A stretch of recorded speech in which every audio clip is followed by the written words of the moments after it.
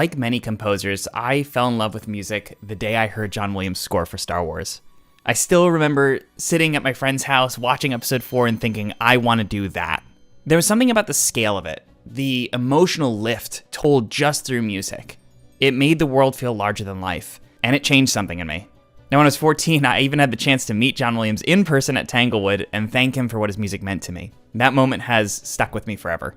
After that, I spent years trying to sound like John Williams, emulating his scope, his complexity, the dense orchestrations. I believed my job as a composer was to imitate John Williams. But over time, I realized I was never really trying to chase his sound. I was trying to chase the way his music made me feel. And even though my music style has shifted over time, that spark has never left.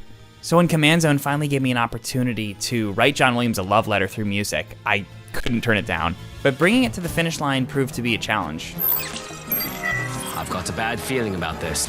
You see, we had to incorporate Post Malone's original Game Nights theme and make it feel emotionally resonant for longtime fans of Command Zone. In a way, it became our Force theme. It had to be that thing that was instantly recognizable and emotionally resonant. But of course, Post Malone didn't write Game Nights in the Star Wars style. I don't understand. Yeah, their threat assessments really suck. So one of my big tasks was translating the Game Nights theme into something that felt sonically attached to the Star Wars universe without compromising its recognizability. Now on top of that, the second challenge I had was that I was scoring to picture. A great piece of music is great, but if it doesn't serve what's happening on screen, it just doesn't work.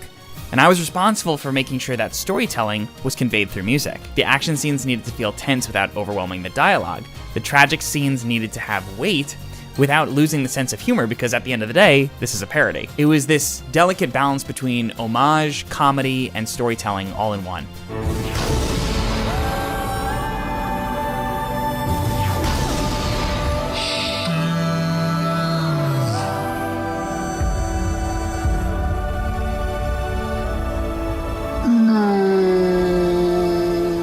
To keep myself grounded during the 2 weeks I was writing this, I went back to my old creative rituals as a composer. I took long walks listening to John Williams music. I set my environment lighting a planetarium so I could see the space sky. I looked back at my poster of John Williams with the signatures from when I first met him. I didn't study his scores or his orchestration. I just simply remembered that feeling that I had as a kid.